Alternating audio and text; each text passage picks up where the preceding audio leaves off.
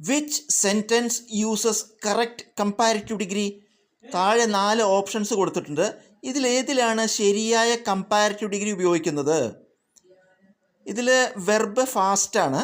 ഫാസ്റ്റിൻ്റെ 3 ഡിഗ്രികൾ: positive degree fast, comparative degree faster, superlative degree fastest. ഇവിടെ comparative ഡിഗ്രിയാണ്. ഇപ്പോൾ ഫാസ്റ്ററാണ് വേണ്ടത്.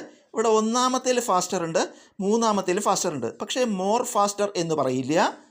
അപ്പോൾ 3ാമത്തെ ഉത്തരം she runs faster than him. What does the idiom to spill the beans മീൻ?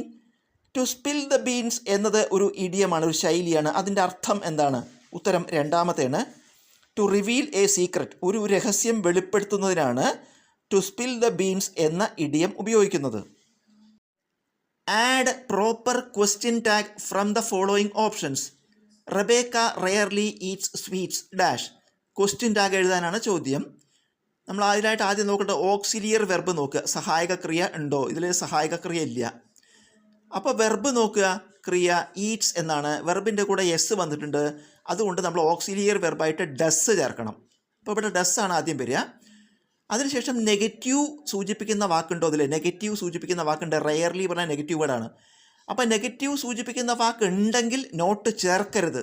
ഇവിടെ നെഗറ്റീവ് സൂചിപ്പിക്കുന്ന വാക്കുണ്ട്, അതുകൊണ്ട് നോട്ട് ചേർക്കണ്ട. ഏതിൻ്റെ കൂടെ? ഡസിൻ്റെ കൂടെ നോട്ട് ചേർക്കേണ്ട ആവശ്യമില്ല. പിന്നെ റെബേക്ക എന്നത് സ്ത്രീലിംഗമാണ്, അതുകൊണ്ട് നമ്മൾ ഷീ എഴുതുന്നു. ഉത്തരം ഡസ് ഷീ.